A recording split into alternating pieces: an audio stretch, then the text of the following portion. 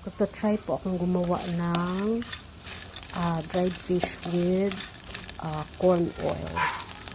Susubukan natin. Yan po yung 1 cup na 3/4 cup na corn oil. Tapos lalagyan ko ng garlic, bay leaf, chilies, onion, and peppercorn. Tsaka meron din po ako ditong olives.